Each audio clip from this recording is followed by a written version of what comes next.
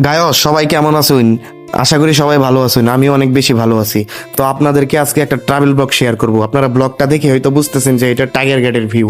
জি অবশ্যই এটা টাইগার গেটের ভিউ।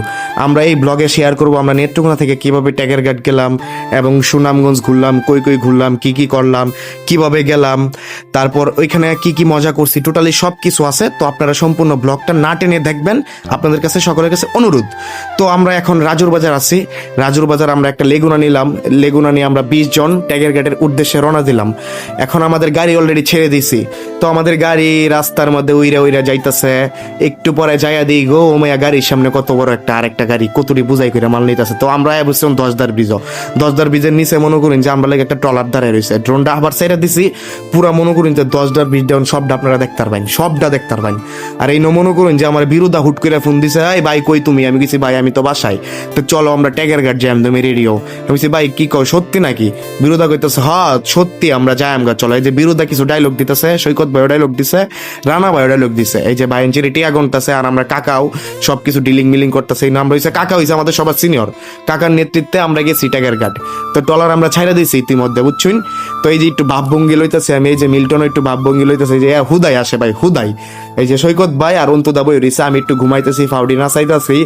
এই নিয়ে মনে করুন যে ভিউটা তো আপনারা দেখতে আছেন কত সুন্দর ভিউটা দেখুন। তো পাহাড় ডি টুকটাক দিতে। তো দুপুরে আমরা বুনা খিচুড়ি আর ডিম দিয়ে মনে করুন যে একটা কড়া খাওয়ান দিলাম। তো সৈকত ভাই আর আমাদের যে বাবুসি উনি মিল্লা সবাইরে দিতেছে।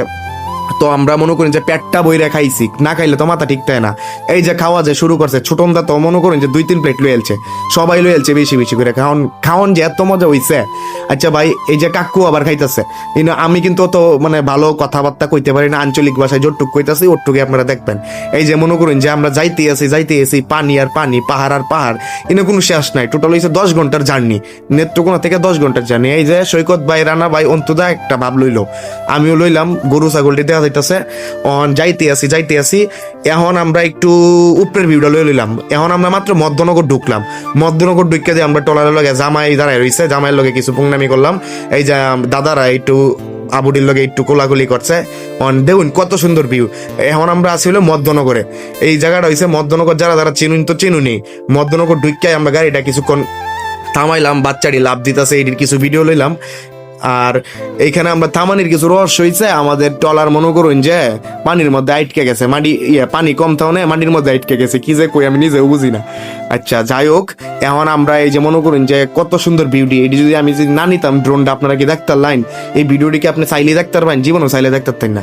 এই দেখুন তো ড্রোনটাতে ছাড়লাম, পুরা এরিয়াটা দেখা যাইতেছে, পুরা এরিয়াটা, কইনো গাছ কইনো পাতা।